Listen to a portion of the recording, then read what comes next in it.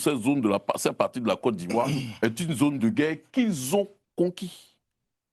Ils estiment qu'ils sont en zone conquise. C'est pour eux cette partie. Ils ont fait la guerre avec les forces nouvelles. Ils ont gagné. Parce que dans ce pays-là, ces Dozos ont fait des massacres dans l'ouest de la Côte d'Ivoire. C'est pour ça que le monsieur il dégaine et puis il dit, pour lui, il a l'habitude, il a eu l'habitude de voir, il a eu l'habitude. Ils ont chosifié le peuple de l'Ouest. C'est le peuple là, le peuple, les ouais là, on les a chosifiés dans ce pays-là. Et moi, c'est ce qui me gêne. Et ça, c'est depuis plus de 25 ans et depuis plus de 20 ans. Ils ont chosifié ce peuple-là. Ils ont chosifié ce peuple-là. Et aujourd'hui, ne nous étonnons pas que ces dozos-là, parce qu'ils ont eu pour habitude de voir, c'est pour habitude de voir qu'il y a eu plusieurs massacres là-bas et ce n'est pas allé, comme on le dit, ce n'est pas allé quelque part. Et aujourd'hui, eux aussi se permettent de tirer parce que voilà, les gens ont eu pour habitude de faire ça devant eux, donc pour eux, c'est normal. À un moment donné, il faudrait que ça cesse. Et quand moi, je vois que des autorités, comme des gens, comme il y a plus le cas du ministre d'eau, Seredo, C'est un serré d'eau. oui, quand il parle, c'est sa région. Quand... Allez, c'est On bon. comprend votre émotion.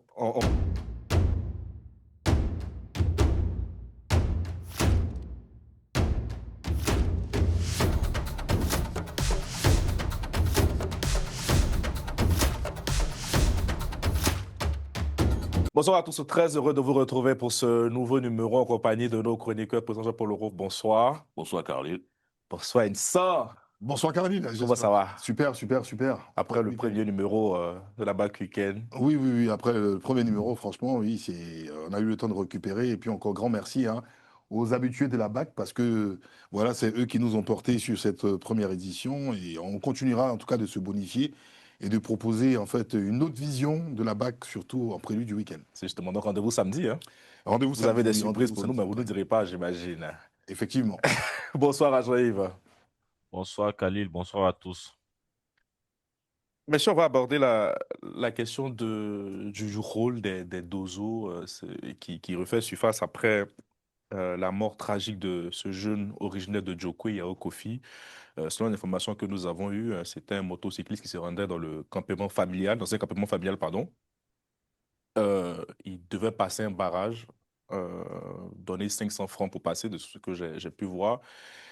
À ce qui paraît, il a refusé et ce refus a provoqué une violente altercation qui s'est soldée par ce coup de feu mortel. Le député de la circonscription, Ange Onyonka, un député indépendant, a rappelé que dans un état de droit, aucune confrérie, aucune organisation informelle ne peut se substituer à l'autorité de l'État ni s'arroger le droit de vie ou de mort sur un citoyen. Président Jean-Paul Leroux, est-ce qu'on peut dire aujourd'hui que les dozos incarnent dans certaines localités une forme d'autorité de l'État? Du tout. Ils ne doivent même pas incarner cela. Et c'est une hérésie pour ma part qu'il faut qu'on règle le plus. Ça fait près de 20 ans que, par mégarde, d'abord, les dozos, avant la crise, je dirais, de 2002, on a introduit, je dirais, ces chasseurs traditionnels-là dans nos villes et on en a fait des vigiles, des veilleurs de nuit. Ils surveillaient les quartiers huppé d'Abidjan. Aujourd'hui, après la crise post-électorale, non, avant même ça, la Oui, avant, rébellion, bien sûr. ils étaient les supplétifs des forces nouvelles. Donc, quand on regarde tout ça, et puis aujourd'hui, après la crise post-électorale, ils sont encore présents dans nos localités à l'intérieur du pays. Moi, je pense que c'est une défaillance de l'état de droit, c'est une défaillance du gouvernement que cette confrérie-là, ces chasseurs, très souvent même, c'est des petits délinquants qui portent l'habit de dozo et puis ils se mettent, ils créent des barrages illégaux, bien on pourrait dire des checkpoints illégaux dans certaines localités. Et le plus grave, c'est qu'ils se mettent dans des zones de production de culture de rang, de cacao, de café, même de culture vivrière. Et ils taxent nos populations d'un certain nombre en fonction de ta voiture, de ton camion, de ton vélo, de ta mobilette. Il faut payer un certain montant. Mais c'est tellement révoltant que je n'ai pas, j'en perds mes mots. Je ne peux pas comprendre qu'aujourd'hui, dans ce pays, la Côte d'Ivoire, que des dozos puissent aujourd'hui faire la loi et se constituer en je peux dire, en agent sécurité. de sécurité, en agent de force de l'ordre, en agent en faiseur de loi. Ce n'est pas possible. Et racketter les populations. Au-delà de ça, aujourd'hui, il y a mort d'homme. Il y a des séquences même plus graves. Il y a des séquences de viol de femmes. Tout ça, mais peut-être que les populations n'en parlent pas. Ou quand une femme est violée, très souvent, comme on dit chez nous, elle essuie sa bouche et puis elle s'en va. Il faudrait une véritable vaste opération de nettoyage de nos villes, de nos villages, de nos localités profondes, surtout dans les zones rurales. C'est là-bas ils agissent en toute impunité parce que très souvent là-bas il n'y a pas de poste de gendarmerie ou de commissariat. Donc du coup là-bas ils prolifèrent et ils agissent en toute impunité. Mais je suis convaincu que nos autorités ont conscience de ces événements-là. Il est temps qu'ils prennent acte et puis qu'ils les dégagent. Aujourd'hui, les dozos, leur place en aucune façon. Ce sont des chasseurs traditionnels. Qu'ils aillent dans les zones de chasse, ils vont aller chasser. Ce n'est pas à eux de venir faire la loi dans nos villes ou dans nos villages. Ça. Le cas des dozos, en fait, c'est quelque chose de profond, hein. Les dozos, moi j'ai souvenir comme ça que dans les années 94, l'on parlait des dozos à Abidjan pour la toute première fois comme des personnes qui devaient être suppléées et avoir un apport en fait accord sécuritaire par rapport aux policiers. Les gens louaient les services des dozos pour surveiller leur domicile. À l'époque, je me rappelle, ça avait fait aussi scandale, hein, parce que ce sont des chasseurs qui sont munis quand même d'armes à feu. Donc ils n'ont pas de permis de port d'armes et voilà, ils ne respectent aucune législation. Donc c'est un sujet qui, à l'époque, qui a fait polémique. Après, il faut aller aussi en profondeur. C'est que les dozos aussi ont été utilisés dans un cadre aussi politique. Parce que si les dozos se permettent, ils ont quand même perduré, hein, 94. Nous sommes aujourd'hui en 2026. On parle toujours des dozos. Leur domaine de prédilection, ce sont les ruralités. Ce sont des chasseurs traditionnels, des guérisseurs. Donc, leur zone de prédilection, ce ne sont même pas les zones urbaines. Mais aujourd'hui, des dozos, après avoir été utilisés comme des supplétifs au niveau des forces de police, déjà en Abidjan, par la suite sont devenus des forces paramilitaires, des groupements même de sécurité rapprochés pour certaines personnalités. Même M. Ouattara, à une époque, a utilisé des dozos à son domicile. Je vous invite sur l'interview du journal Le Parisien en 2000. Vous avez des vidéos aussi même de l'INA, de l'Institut national d'archives, où vous voyez des dozos qui étaient devant sa résidence en Côte d'Ivoire, qui surveillaient sa résidence en Côte d'Ivoire. Ça existait. Ensuite, ils ont fait éruption dans la rébellion. En 2002, il y avait pas mal de dozos qui ont rejoint la rébellion. Ensuite, la crise de 2010, il y avait pas mal de dozos. Dans les rapports d'Amnesty International, de Human Rights Watch, dans les massacres qui sont passés dans le Nord, même aussi à l'Ouest, même aussi même à Bobo. Même aussi à Bobo, où on parle du commandant Ferré, avant qu'il avait une queue qui est magnétique, voilà. Les vidéos prolifèrent. Les vidéos prolifèrent. Donc, en dehors de ça, et aussi nos autorités. On a des autorités aussi militaires qui font des apparitions.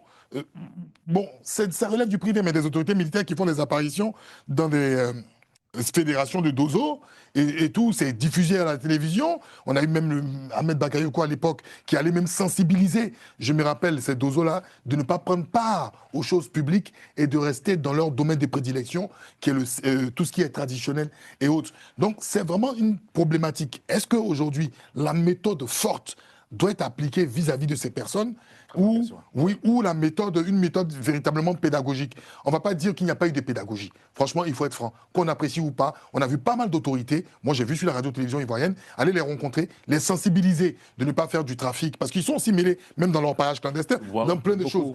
Voilà. Mais la méthode pédagogique, je semble qu'elle ne passe pas. Est-ce qu'il faut aujourd'hui aller avec une méthode forte, rigoureuse, peut-être faire des cas d'exemple, sans forcément avoir des pertes en vie humaine, mais que la justice puisse trancher véritablement. Mais est-ce que les autorités ne sont pas dépassées par ce phénomène? Mais c'est ce que je dis. Parce que je dis que cette affaire de Dozo, ce n'est pas une affaire d'aujourd'hui. C'est depuis 1994, sous Henri Conan Bédier, que ça a commencé. C'est-à-dire que la bêtise républicaine a voulu légitimer des chasseurs traditionnels comme des supplétifs. Et c'est des choses qu'il ne faut pas faire. Tout ce qui concerne l'administration et la République, on passe par les voies normales qui sont des voies et concours et autres. S'il faut, je pense qu'à cette époque, en 94, il y avait des jeunes qui chômaient. On pouvait faciliter les concours d'entrée à l'école de police ou de gendarmerie dans ce cas-là. Et puis peut-être, même s'ils n'ont pas le niveau, essayer de faire une auto-formation au sein d'accord de leur recrutement. Mais prendre des chasseurs traditionnels qui n'ont aucune vocation, même, on va dire, excusez-moi, je ne dis pas eux tous, des lois républicaines et tenir une arme et tirer sur autrui, je suis désolé, ça ne se fait pas. Donc on a laissé le loup d'accord rentrer dans la bergerie. Et quand c'était ainsi, c'était un massacre. Aujourd'hui, on a vu la rébellion, on en doute. C'est une bêtise. Il faut reconnaître quand une bêtise, elle est collective. C'est vrai que chacun a sa part de responsabilité, mais cette affaire de Dozo, c'est pas d'aujourd'hui, c'est depuis l'époque d'Henri Conan Bédier. Et aujourd'hui, nous sommes en train de payer le prix fort. Mais voilà, justement, il ne faudra pas. C'est vrai que c'est depuis l'époque du président Henri Conan Bédier, oui. mais ne faisons pas comme si le président Henri Conan Bédier, il ne faudrait pas que ça laisse penser que le président Henri Conan Bédier a favorisé. Non. Non. N'a pas favorisé. Bien au contraire, les autorités à l'époque se sont battues contre cela. Je me souviens d'un papier à l'époque de Bala Keïta qui s'était fondu d'un papier pour soutenir ces chasseurs traditionnels, pour leur dire que, d'une certaine manière, ils avaient leur place. Peut-être qu'ils n'avaient pas le droit d'avoir des armes à feu, mais ils avaient leur place dans non, ça fait polémique. Ça fait polémique, ça fait jaser. À un moment, on a réussi à Abidjan, en tout cas les faire sortir d'Abidjan, mais ils ont pris goût à la ville, ils ont pris goût aux raquettes, ils ont pris goût à un certain chose. Et puis il y a eu la faveur de la crise militaro-politique. Donc c'est un phénomène qui est dépassé. Non, ce n'est pas un phénomène qui est dépassé. C'est un phénomène qui existe, mais le pouvoir public ne peut pas être dépassé. Les dozos ne peuvent pas dépasser. Soit ils ne sont pas dépassés, ou ils sont complices. Ils laissent faire. Ils laissent faire. Ah bah donc c'est ça, c'est complice là. Ils laissent faire. Ils font comme s'ils voient pas. Ils voient. Jean-Yves, mon président, vous avez la parole. Oui, bah déjà, je vais essayer de recadrer un peu les choses, hein, parce que dans cette histoire-là, déjà c'est dans le département de Zarabaon, et pardon, dans le canton de Zarabaon, dans le département de Bangolo. Bon, c'était pas Djoko. Et puis, en fait, ce dernier-là, il vient pas de Djoko, mais il vient plutôt de ce canton-là. Mais c'est l'information qu'on a reçue. Hein. Oui, mais c'est un jeune Baoulé, donc, qui est installé dans le département de Bangolo, précisément dans le canton de Zarabaon. Voilà. Maintenant, le truc, c'est que c'est le député de la circonscription de Djokwe qui a pointé cette situation-là du doigt. Donc, ça remet en question que faisait le député de la circonscription de Bangolo, notamment le ministre, le ministre Sereto.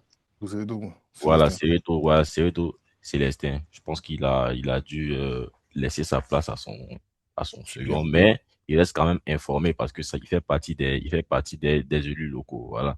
Donc, que faisaient toutes ces autorités-là lorsque tout ça s'est passé? Donc, c'est dans sa circonscription, donc ça pose problème. Voilà.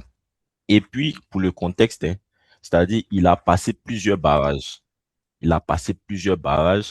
Et c'est lorsqu'il est arrivé maintenant, donc plusieurs barrages de gendarmerie, hein, et à ces barrages, il semblerait qu'il aurait payé à différents barrages. Et lorsqu'il arrive sur le barrage maintenant des Tozo, on lui demande de payer la somme de 500. Il dit qu'il n'a plus d'argent et qu'il a payé auparavant.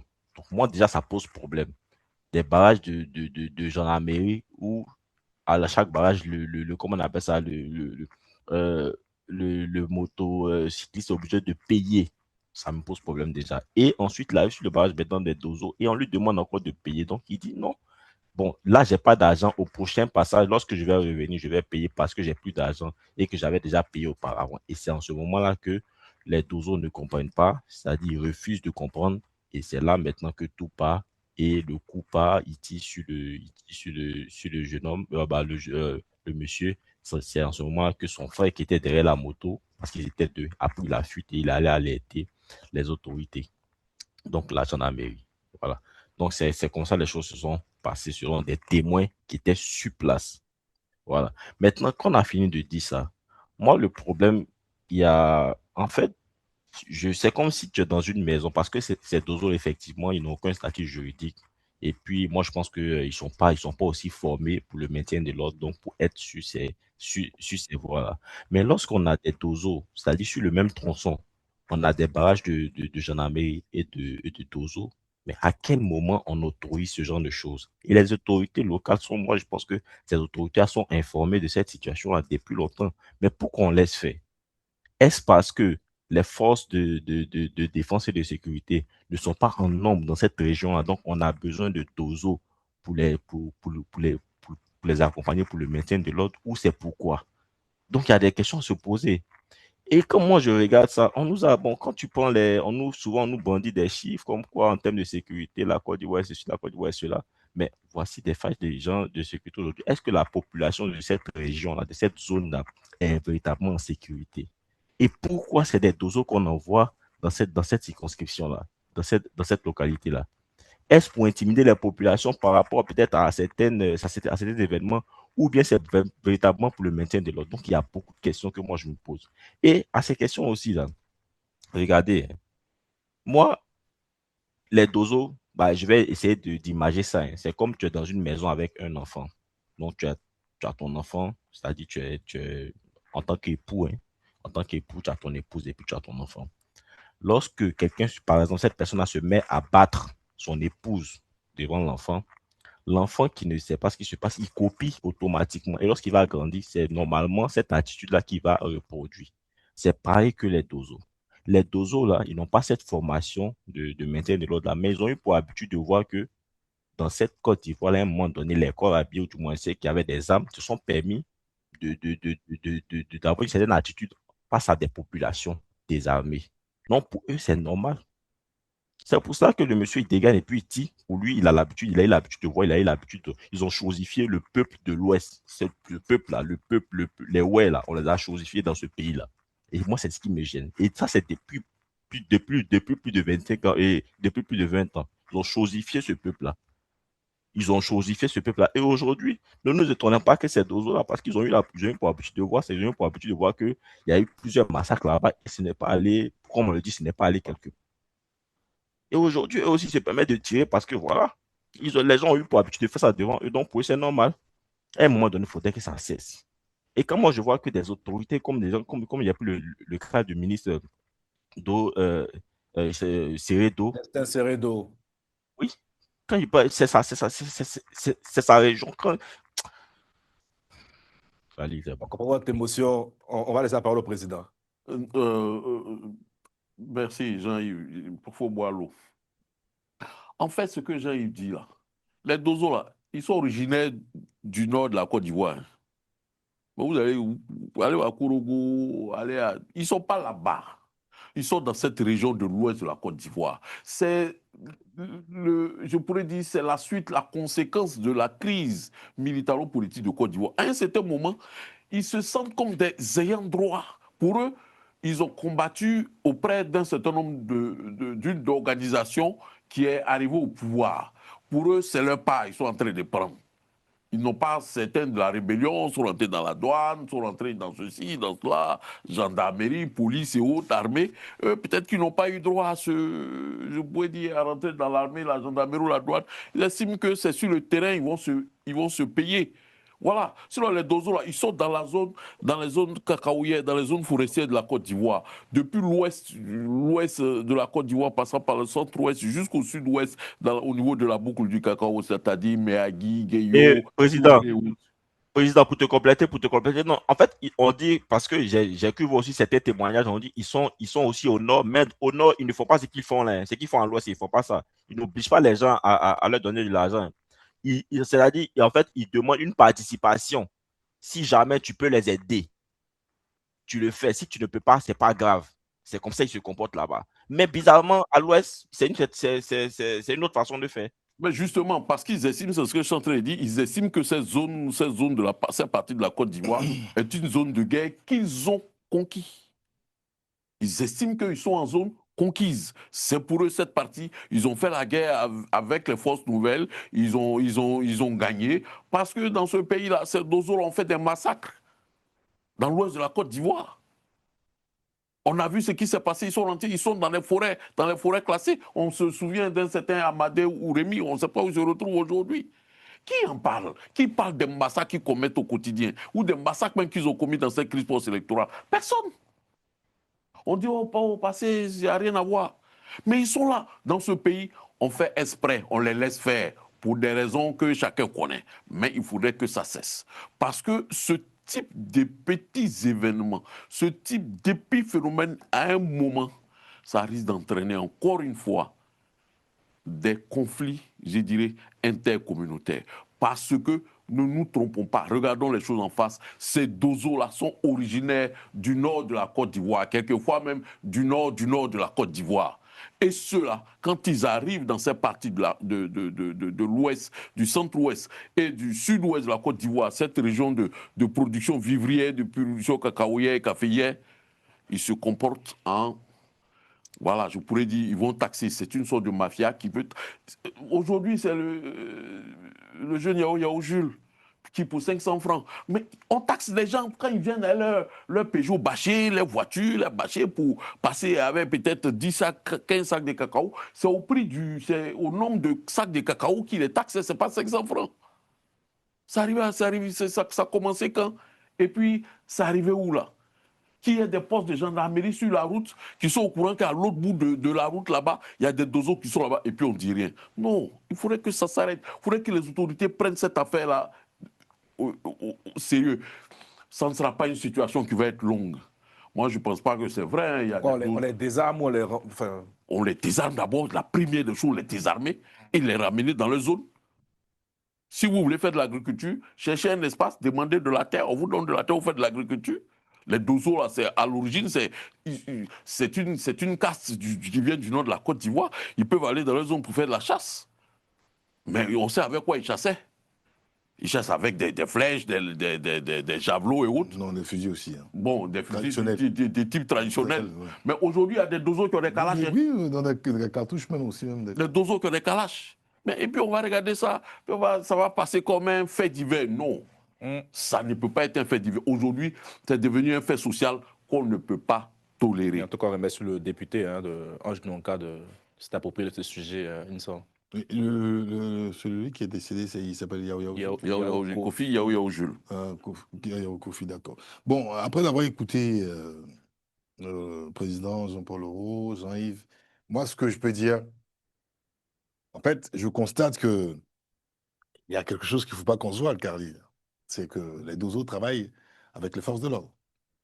Bah, vu l'exemple du président, si sur un corridor, vous avez par exemple la police, un checkpoint de la police, un checkpoint de la gendarmerie, et ensuite vous avez un checkpoint des dozos, c'est-à-dire que dans la zone où il y a les dozos, s'il y a un dysfonctionnement, ils vont contacter la gendarmerie et la police. On est d'accord? Bon, il y a... Et ça fait 15 ans. Parce qu'on s'est dit, l'anarchie était peut-être liée au fait qu'il y avait une rébellion, le pays était dans une situation instable. Mais ça dure 15 ans. Et ils sont là. Et aujourd'hui, je pense qu'ils sont des fonctionnaires à part entière, ceux qui ne sont pas peut-être mentionnés dans les registres, mais des gens qui sont là, qui font des checkpoints, et ils taxent. Ils taxent. Ça va où l'argent, en fait? Ah, c'est ça, ils taxent. L'argent va où? Donc, je pense qu'il doit avoir certainement la caisse des dozos. Voilà, à la fin de la journée, ils rendent compte. Effectivement, et ce qui est dangereux dans cette situation-là, c'est que pas mal de dozos ont commis des crimes. Ils se baladent dans le pays en toute impunité. Nos autorités, souvent originaires du Nord, font des rencontres avec des chefs d'ozo, tout ça et tout et tout. Ils n'en font pas cas. Cette situation de dozo, comme le président Jean-Paul l'a dit, si on veut en finir avec ça, en un mois, ça sera réglé. En un mois, ça sera réglé. Parce qu'il suffit que les forces de l'ordre, d'accord, aient une feuille de route, on les désarme, on les repousse. Ils sont mystiques. Oh, oui, c'est ça. Oui, bon, le mystique, en République aussi, il y a c'est pour ça que les policiers ont peur. Non. En République aussi, je pense qu'il y a un ministère des cultes rattaché au ministère de l'Intérieur. Donc, ils vont se gérer entre mystiques. Mais ce que je suis en train de dire, on va déjà, il a dit, on peut les désarmer. Parce qu'il y a des gens qui possèdent des armes. Ils ont des calaches. Ils ont des calaches. Il y a des gens qui ont des pistolets automatiques. Des pistolets de chasseurs. Des pistolets automatiques. Oui, des pistolets automatiques. Donc, déjà, il faut la prolifération des armes. On compte cela déjà. Donc, et puis, quel est le bon dozo ou le mauvais dozo? Parce que Il faut reconnaître, hein, les Dozo, c'est une confrérie. Et c'est la culture aussi. Oui, c'est une culture, c'est une confrérie respectable. De base, c'est une confrérie respectable. C'était des gens qui aidaient les populations en difficulté en pleine forêt. C'était des gens, voilà, c'est des chasseurs. Donc, ils ramènent du gibier. Donc, il y a toute une culture. Les Sénoufos, je pense qu'il y a une partie des Sénoufos qui pratiquent ce truc-là qu'on appelle les Dozoya. Il y a des gens au niveau d'Odiéné aussi qui pratiquent cela, et même les pays limitrophes, hein, parce que le Burkina, il y a des dozos là-bas, au Mali, même en Guinée, il y a des dozos. Donc, c'est pour dire que il faut les remettre dans leur zone de prédilection. D'accord? Parce que là, avec le descriptif de Jean-Yves et du président Jean-Paul Leroux, on a l'impression que la zone, il faut savoir, on le sait, la zone ouest est une zone très riche. C'est la zone cacaoyère la plus riche. En allant jusqu'au sud-ouest, Grand Bérébi, Méagui, voilà, Guéyo, tout ça. Et voilà. Et nous savons qu'après la crise post-électorale, il y a eu d'innombrables crimes qui ont été dénombrés là-bas. Bon, je sais pas, malgré les rapports, on n'a pas tiré les marrons du fond, on a laissé cette affaire-là comme ça. Mais aujourd'hui, ces gens-là, ils se sont enrichis. Ils ont pris par. Il y a des gens qui ont construit dans ça. Hein. Des dozos. Oui, mais il y a des gens qui ont des 4x4. Ils ont beaucoup d'argent. Ils ont récupéré des terres de façon anarchique et ils y vivent. Et il y a d'autres même qui sont devenus exportateurs. On parle de cacao. Il y a d'autres qui sont devenus exportateurs des cacao, tout ça. Donc, je pense que il faut. Et puis, les populations, parce que Jean-Yves, quand il est meurtri dans sa chair, je le comprends. Parce que cette région-là a beaucoup subi le martyre. Et en 2026, revenir encore sur ces genres de choses-là, c'est effarant. Donc, véritablement, il ne faut pas qu'on soit dans une forme d'hypocrisie. C'est-à-dire, l'État fait semblant de sensibiliser, mais n'agit pas de façon ferme. Et surtout, avant les élections, souvent avant les élections, on voit toujours quelqu'un qui est proche du pouvoir qui va rencontrer les dozos. Je n'ai pas envie de citer un nom ici. Il y a un officier de l'armée très connu qui a rencontré des dozos même jusqu'en Guinée. Et c'était avant les élections. C'est une sorte de garde prétorienne. Je n'ai pas envie de dire ça. C'est pas une garde prétorienne. J'ai pas envie de dire cela. C'est une force armée qui est qui semble être proche. Mais c'est ça là, prétorienne là. Du pouvoir en place. On ne veut même pas nommer ça. Voilà. C'est vilain à voir. Bon. Non, je finis sur ça. Parce que c'est vilain à voir. Même moi, vous savez que je suis d'autant très virulent quand il le faut. Mais je ne peux pas aujourd'hui donner des allégations qui ne sont pas forcément fondées. Vous savez, cette affaire de Dozo, c'est comme vous nourrissez un serpentin, mais vous ne connaissez pas, vous ne déterminez pas l'espèce du serpent. Vous croyez que c'est une vipère et pas fini, ça devient un anaconda. On va jouer avec ça. Un jour, là, leurs propres âmes, là, ça va se retourner contre nous tous. Et vous allez voir des dozos faire des choses atroces. Ils en ont déjà commis, hein. Mais à force de toujours taper de l'œil, on regarde un scandale, on dit « Oh, c'est rien ». Un jour, ça risque de nous péter en pleine face. Donc, il faut prendre le taureau à bras le corps et régler cette affaire-là une bonne fois pour toutes. Les dozos ne sont pas 1 million. Et puis ils sont en association. Pour moi, il y a 2 cas. Soit on est dépassé par le phénomène, ou on est... On laisse aller. Les autorités laissent faire. Oui, non, voilà. Donc, c'est pour ça que tout à l'heure, moi, j'ai parlé c'est-à-dire de 2 endroits, donc de 2 régions différentes de la Côte d'Ivoire, avec 2 mentalités différentes au niveau des Tozo. Quand il s'agit du Nord, ils sont beaucoup, voilà, ils sont beaucoup plus, je dirais, ils n'ont pas de... Plus flexible. Voilà, plus flexible et tout, mais quand il s'agit de l'Ouest, ils mettent des checkpoints, des barrages où ils demandent aux gens de leur donner de l'argent avant de passer obligatoirement. Donc déjà, ça, c'est un problème. Et puis, quand on disait tout à l'heure que le gouvernement, je crois que ils sont allés, ils ont fait de la pédagogie, mais ça ne passe pas. Je suis désolé, mais ils n'ont pas fait de pédagogie. L'information pédagogique, c'est différent. Ils ont donné l'information. Quand tu donnes l'information à quelqu'un qui est analphabète, tu lui dis, faut pas faire ça, faut pas faire ça, faut pas faire ça. Lui comprend quoi? Ça, c'est pas de la pédagogie.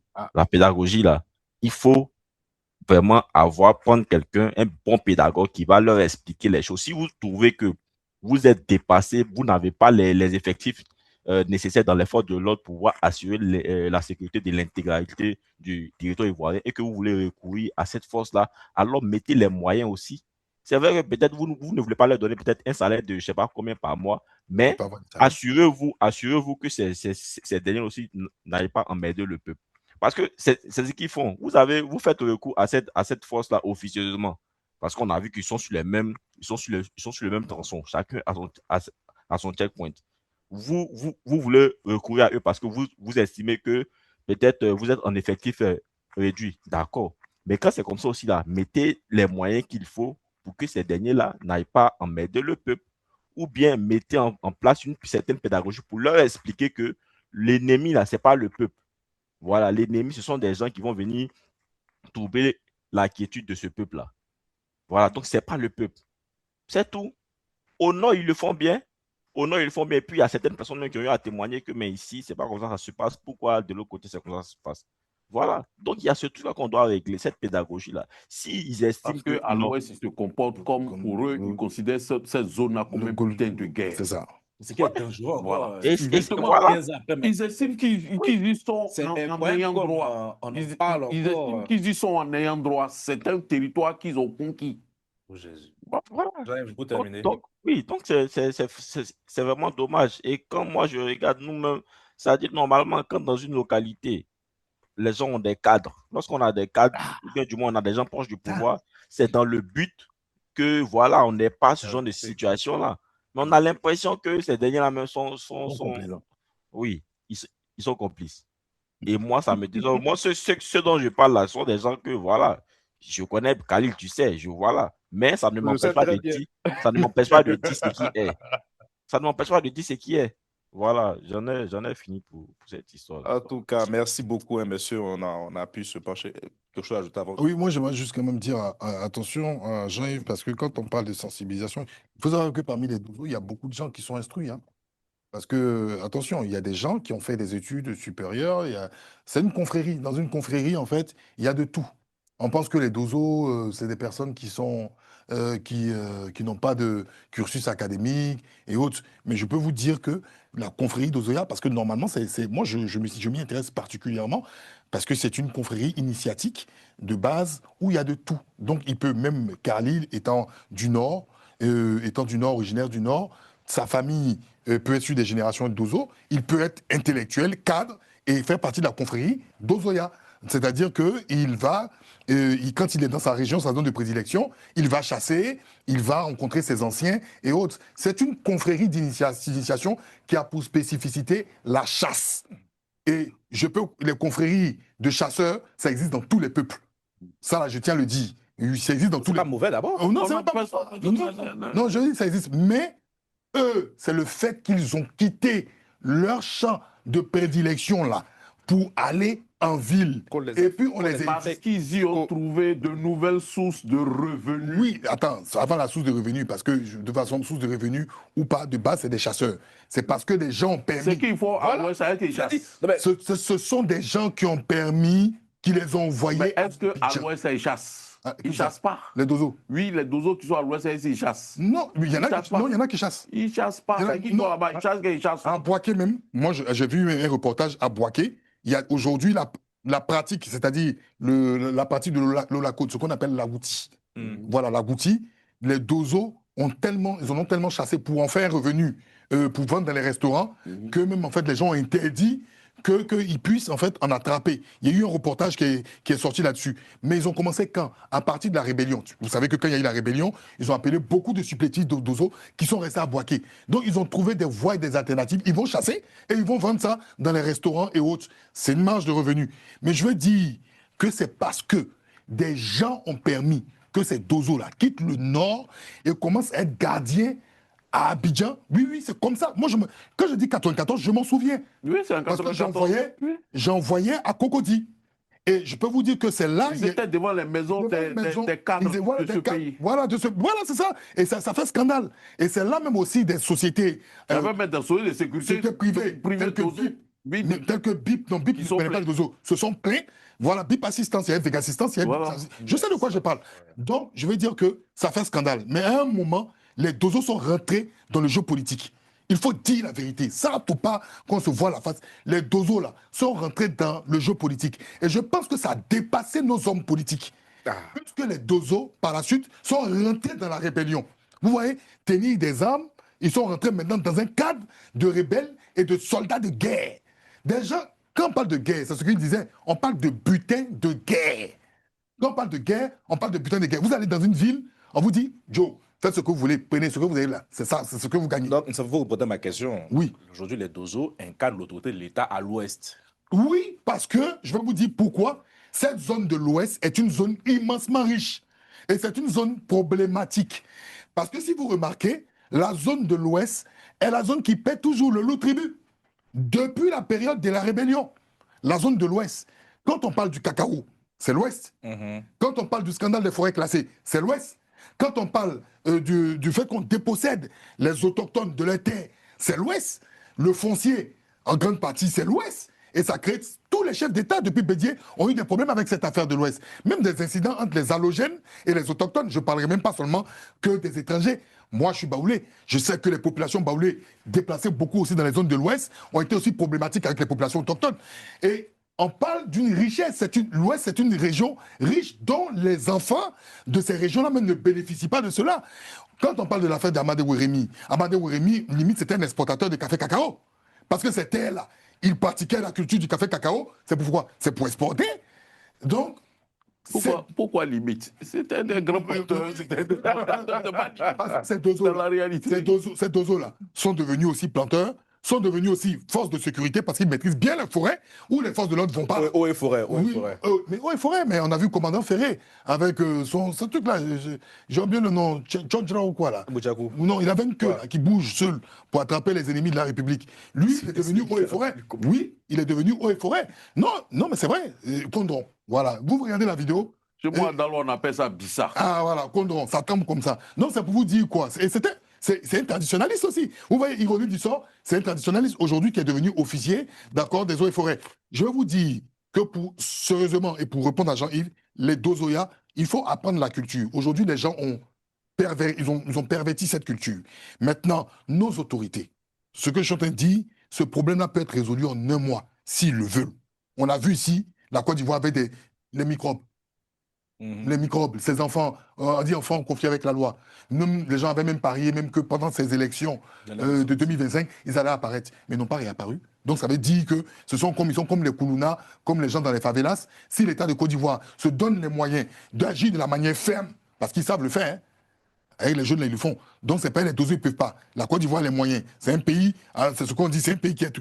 Il faut prendre à bras le corps. Parce que ce truc-là, ça peut nous péter en pleine face. On rigole avec, mais ça peut nous péter en pleine face. Vous réglez cette affaire en une bonne fois. C'est-à-dire, vous agissez de manière ferme, vous les envoyez dans les zones de prédilection, d'accord? On dit aux populations sensibilisées, si vous voyez des dozos dans les forêts à l'ouest, il y a un numéro vert, ou même vous pouvez appeler les brigades de gendarmerie et autres, les gens vont intervenir. Pas les sorcelleries, hein. Non, pardon. Il y a au ministère de l'Intérieur de M. Vagondo, là, il y a un gars de culte, il est spirituel. Donc, on va trouver Aziz 47 est là. Et si il y a voir Dosé appelé, Aziz 47 est là. Il y a Gédéon qui est là. Si c'était affaire hémicycle, là, on allait les envoyer contre les choses là-bas. Les djihadistes là. Pour laisser faire. Merci beaucoup, monsieur. En tout cas, on a une pensée pour ce jeune homme pour sa famille. Pour la région de l'Ouest. Hein. Et toute la région de l'Ouest. Donc, ces gens-là terrorisent les populations de cette zone. Hein. Merci à vous, monsieur. Nous, on a mis au cœur du débat ce sujet. J'espère que les autorités se saisiront pour la suite. Parlons maintenant de corruption. La Côte d'Ivoire, un léger recul dans le classement mondial. Après une conférence de presse du président de la Haute Autorité pour la bonne gouvernance, on a appris qu'on occupait désormais la 76e place sur 182. On est parmi les 10 États les moins corrompus du continent africain, président. C'est bien pour nous, pour la première fois? Quelquefois, moi, ces histoires de classement, moi, ça me pose problème. Hein. Ça me pose problème. Vous n'y croyez pas? C'est pas question que j'y crois pas, mais une société corrompue comme la Côte d'Ivoire. Bon, on va dire qu'on est on n'est pas les 10 les moins corrompus, 76e sur 182. Un jour, quelqu'un me disait, j'étais au salon de l'agriculture, et puis, voilà, non, j'étais au salon de l'agriculture, même au stand ivoirien, et puis il y a quelqu'un qui me disait, mais comment ça se passe? Il y avait déjà le bruit que le prix du cacao allait baisser. Et puis, il y a quelqu'un qui fait la réflexion, qui dit, mais on est le premier producteur de cacao, on ne peut pas faire ça, Il dit, hey, laisse ça. Premier producteur, dernier producteur, on achète le cacao au même prix. Donc, qu'on soit 10e moins corrompu ou bien 10e plus corrompu, on est corrompu. Donc, franchement, c'est pas... corrompu, c'est corrompu. Hein. Corrompu, c'est corrompu. Il n'y a pas...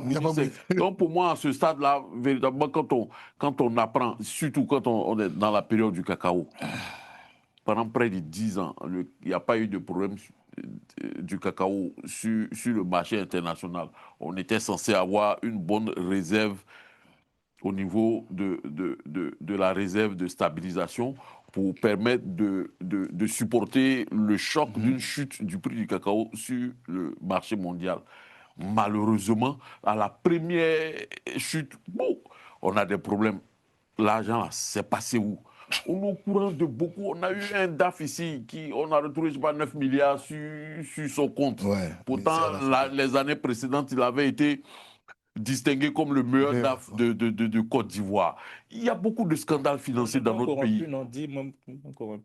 On est corrompu. Pourquoi les gens font comme s'ils mangeaient? Bon, je comprends la haute autorité. Hein, à la fin de l'année, elle a envie de marquer. Je crois que c'était 95 personnes qui avaient été interpellées. Bon, j'ai l'impression que c'est tellement ridicule que quand on voit ce qui se passe sur nos différentes routes, quand on voit ce qui se passe, et regardez ce qui s'est passé avec cette histoire de Dozo. Mais tout ça, c'est les effets de la corruption. Sur le même tronçon, il y a policiers et gendarmes. Puis au bout du tronçon, ils savent qu'il y a Dozo là-bas. Peut-être même qu'à les Dozo là, même, à la fin de la journée, ils mettent les monnaies ensemble. Battage. Voilà. Bon, c'est un bon événement, ce classement. Non, moi, franchement, les classements, et puis les classements, je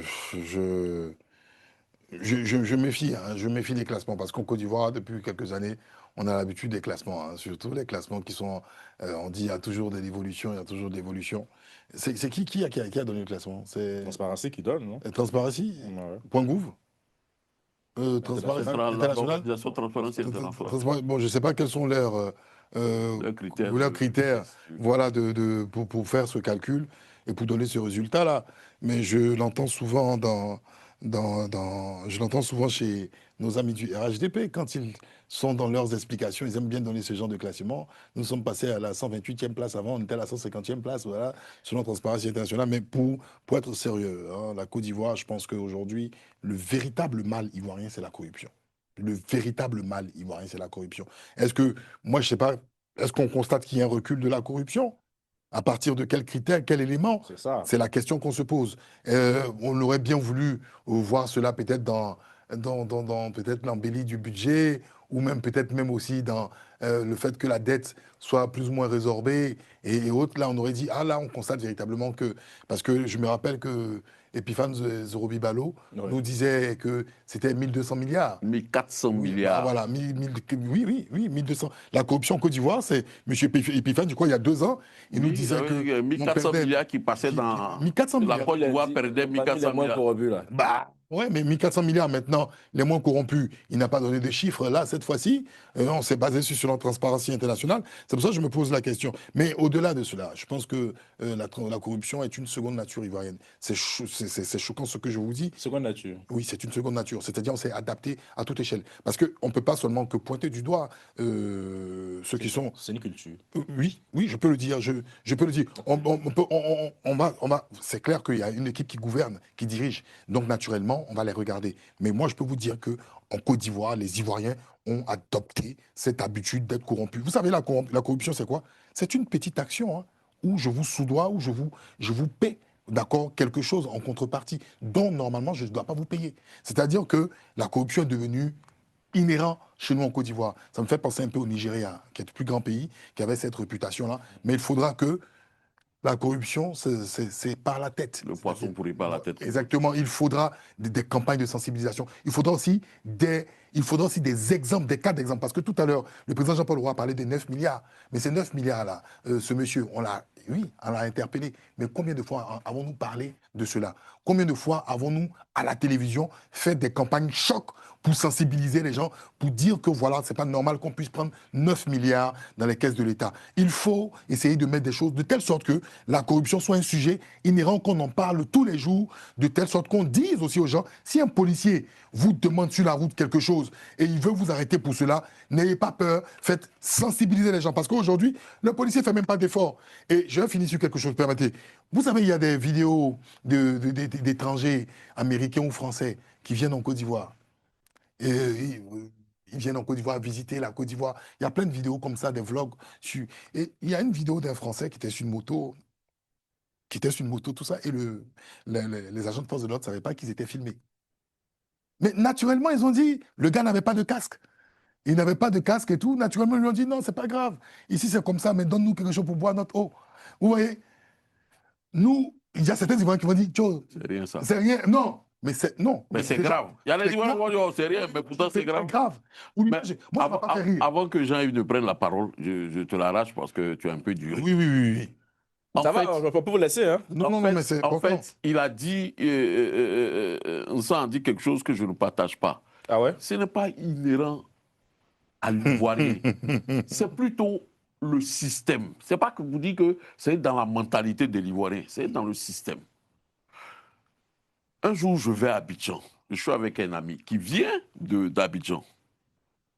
Ici à Paris, on passe notre séjour, on roule. Je te promets, je ne vois pas un Ivoirien qu'un policier français va arrêter.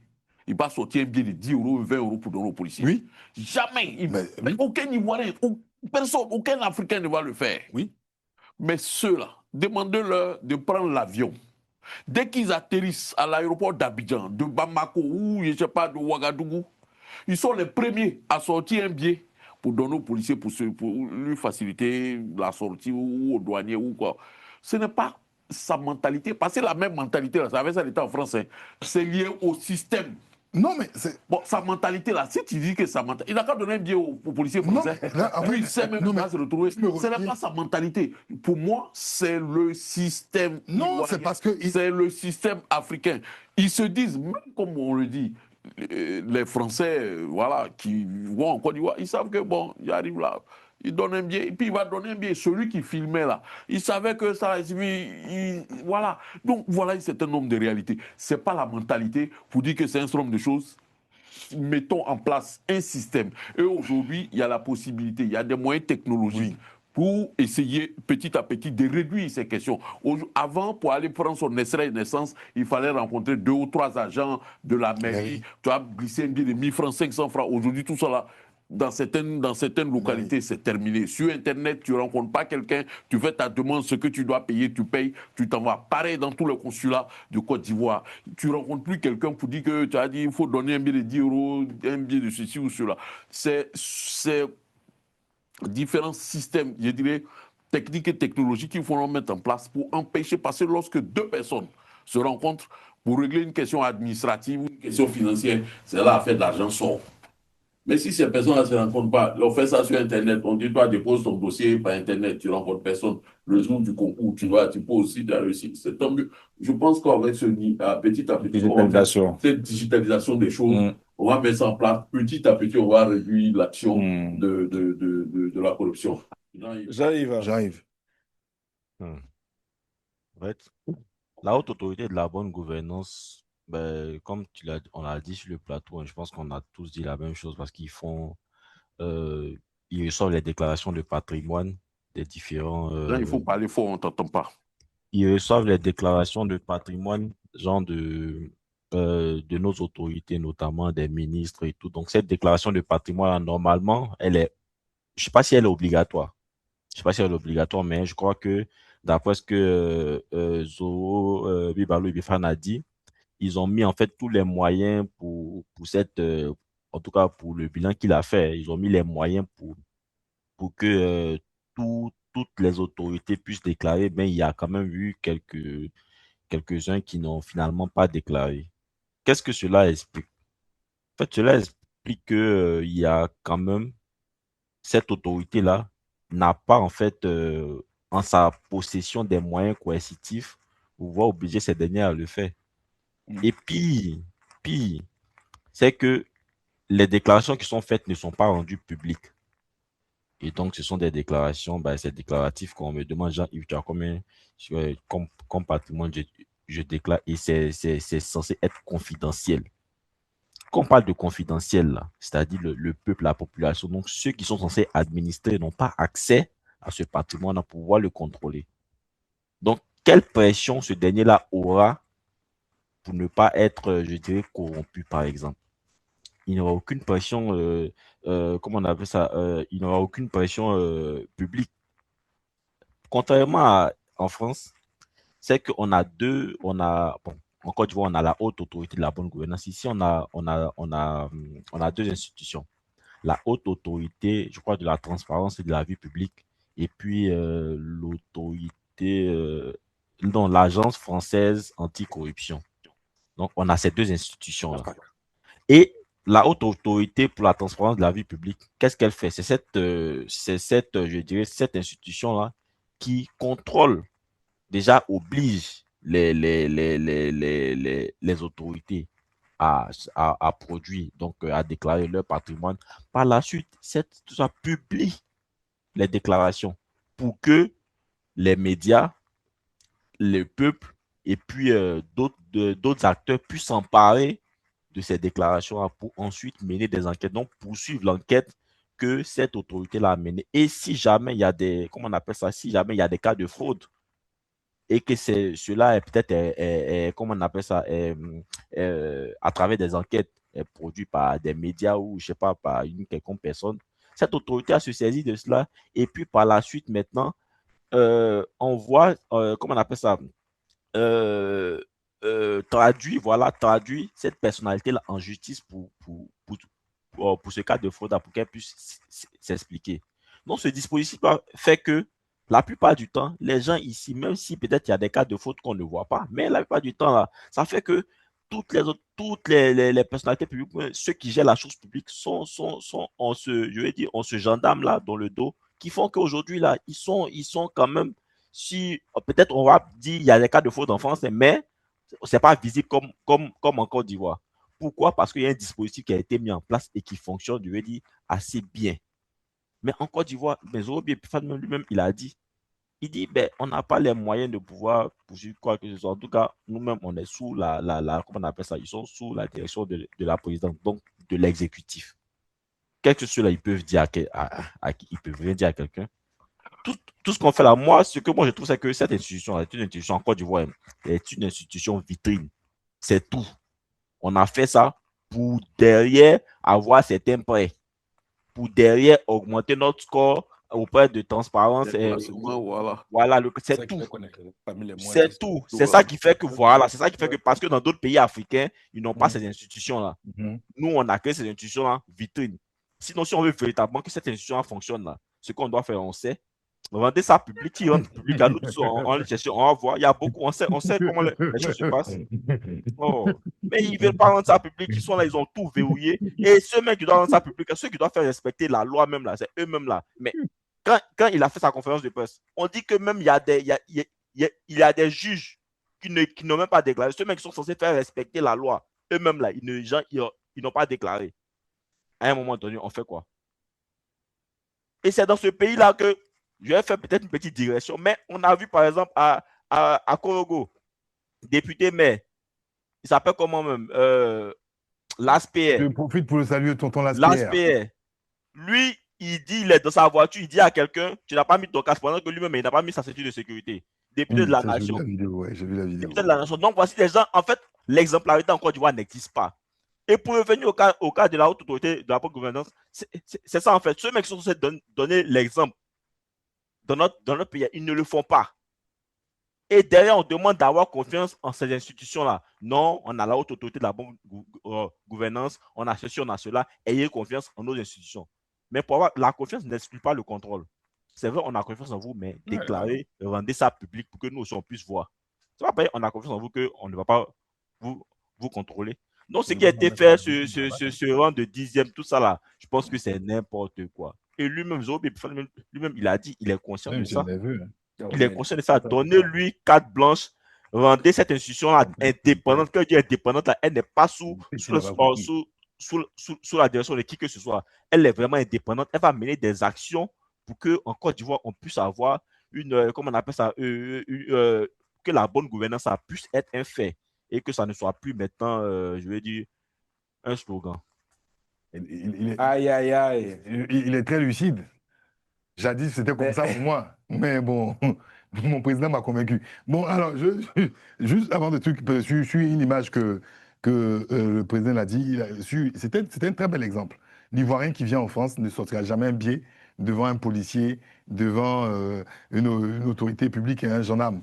Même à la préfecture, il ne peut pas faire ça. Non. Ça dépend de quelle préfecture. Non. Je rigole. Mais quand il arrive, même dans nos pays-là, de la sous-région à l'aéroport, lui-même ne demande pas souvent, il glisse. Mais c'est intéressant, c'est pour ça que je dis, c'est c'est inhérent à nous-mêmes parce que C'est systémique. c'est systémique, c'est selon l'image et celui qu'on a en face. Parce que chez nous, quand on vous donne un prix, quand on vous fixe un prix au marché, vous ne dites pas, OK, vous ne donnez pas l'argent directement. Ah, tu négocies, papa. Vous négociez. Or, quand vous allez ici dans une boulangerie, vous payez parce que le prix est affiché. Ben, ici, au Vous allez marché, dans un supermarché, ici, au attends. marché, on négocie. Non, ça Le dépend. marché ici, Quel marché? Quel marché? Quel marché? moi, sur mon marché de Colombe, je négocie. Ah, Dans le marché. oui, ça négocie. Tu veux négocier au marché de Neuilly, tu peux négocier. Sur le Colombe, je négocie. Ah, non, Quand non, j'arrive à acheter mes fruits, je négocie. Ah bah moi, Président. j'ai jamais négocié. J'ai jamais ça, négocié. c'est des- Non, j'ai jamais négocié. Mais je veux dire, mais bon, peut-être son marché est une exception. Mais l'exception ne fait pas la règle. Mais je veux dire quelque chose de très important. Ouais. Ça veut dire qu'en fait, l'État doit être véritablement présent partout. Parce que ce que l'on dit là, c'est un danger pour notre économie. Et même, je vais aller plus loin. Parce que l'exemple de Jean-Yves, en ce qui concerne en fait dans l'Ouest, si tout le monde en fait fait, si tout le monde essaie de corrompre la population et des hommes armés passent en donnant de l'argent, c'est une situation même d'insécurité pour le pays. Parce que quand on est corrompu, souvent on laisse même tout et n'importe quoi rentrer dans le pays. Donc, je pense que... passer des cargos d'armes. Ah, merci. Donc, je pense que au-delà de tout ça, il faudra qu'on réfléchisse véritablement contre ce mal-là. En tout cas, bon, Jean-Yves, tu as tout dit. Merci. Est-ce que je peux saluer quand même Surtout lorsque tu payes, par exemple, tu payes un concours. Tu as fini de payer ton concours là, mais il faut rentabiliser ce que tu as payé là. Donc, quand ici à la frontière là, je vais forcément être. Vous pouvez mettre référence à qui? Ouais, c'est toute la famille qui a cotisé. Policier, c'est ça. référence à qui? C'est toute la famille qui a cotisé. Pas nous jamais des problèmes. Il voulait saluer. Oui, je tenais à saluer déjà. Bah, je tenais déjà à saluer le Premier ministre Begré Mambé. Hein. Voilà, Begré Mambé, parce que j'ai lu un très bel article le concernant sur son initiative de véritablement rassembler tous les frères de lumière et tout. Mais moi, je trouve que c'est très important parce qu'il y a beaucoup Les de frères de dissensions. lumière. Oui, oui, il y a beaucoup de dissensions. Je ne sais pas, c'est-à-dire. Non, les frères de lumière, bon voilà, les frères au niveau des différentes loges maçonniques en Côte d'Ivoire, c'est important parce qu'il y a un petit peu trop de bazar là-dedans. Il faut essayer de stabiliser les choses. Mambé qui viendra. Bah, je trouve que toute initiative de rassembler, toute initiative de rassembler les Ivoiriens, quelles que soient leurs obédiences et autres, c'est une chose très importante. Et puis je pense que c'est une démarche assez officieuse qui nécessite beaucoup de responsabilités. Et j'ai aussi le vice-premier ministre, M. Téné Birima Ouattara. Bah, décidément, hein, Non, parce que il est au niveau de la primature. Non, parce que pour la situation des planteurs, le dossier est à sa charge. Ouais. Voilà, le dossier est à sa charge. Donc j'espère qu'il va véritablement user de stratagèmes et de célérité pour régler ce cas-là, parce que tout le monde en parle de la situation d'accord de nos paysans en Côte d'Ivoire. Et je ne vais pas parler encore de M. Dossangui, parce que pour le Porlala Festival, j'ai déjà dit. Mais je vais saluer M. Laspéer, au-delà de la vidéo illustrative dont Jean-Yves parlait, pour cette situation de Ramadan qui est vraiment... Tu peux attendre la bague du week-end. Et s'il faut attendre la bague du week-end, tu vas saluer tes parents. Là, je voulais terminer aussi avec le président Tidjane Thiam, dont je n'ai pas trop ses nouvelles. J'espère que s'il suit cette émission, je lui transmets mes salutations et que vivement, il nous revienne quand même avec un discours, une orientation. Voilà. Premier point, pour revenir sur la question de... Salutations, débat. Non, au niveau du Conseil Café Cacao, oui. Comme tu viens de le dire, Oui. ce matin, il y a une petite alerte qui circule au niveau des différentes rédactions, ça est dans les tuyaux. Bon, je ne vais pas annoncer ça, mais il y a du rififi au niveau du Conseil Café Cacao. D'accord. Des têtes tomberont? Il y a une grosse tête qui risque de tomber. Ok. Il y a une grosse tête qui risque de tomber. Mais moi, je vais profiter pour saluer une bande joyeuse de 4 jeunes gens, 4 jeunes étudiants ivoiriens qui me aident gaiement vers 18h dans mon quartier. En tout cas, je les salue et vraiment à chaque fois, quand ils me voient, président, c'est un moment agréable et j'aimerais leur faire ces petites dédicaces. Voilà. Toi, tu veux saluer quelqu'un? Oui, parce que oui, justement, lors de l'émission dernière, parce que quand je devais venir sur Paris, j'ai croisé un téléspectateur de la BAC qui a demandé de souhaiter un joyeux anniversaire à une de ses amies, donc on n'a pas eu le temps de le faire la semaine dernière, donc je vais profiter de ce moment-là pour le faire. C'est Kone Fatoumata de Poitiers. Voilà, son anniversaire c'était le 5, c'est un joyeux anniversaire en retard, donc je lui souhaite un joyeux anniversaire et tout ce qu'il y a de bon. Donc voilà, c'était moi pour... Non, et aussi, j'aimerais aussi faire un coucou à Mme Simone Yves Babo, hein, et non, je sais pourquoi, et Mme Nadiani Bamba. Pour son livre, effectivement. Voilà. Et sa belle robe aussi du samedi. Effectivement. Donc, mesdames, vu qu'on disait que c'est la journée de la femme, je vous dédie, mesdames, voilà cette émission. Voilà. Et en profiter aussi pour saluer M. Dawonia. Bon, moi, je salue les gens de Kubli. Rendez-vous en 2028. Surtout que je salue Seredo, Seredo, Seredo. Je salue Seredo aussi.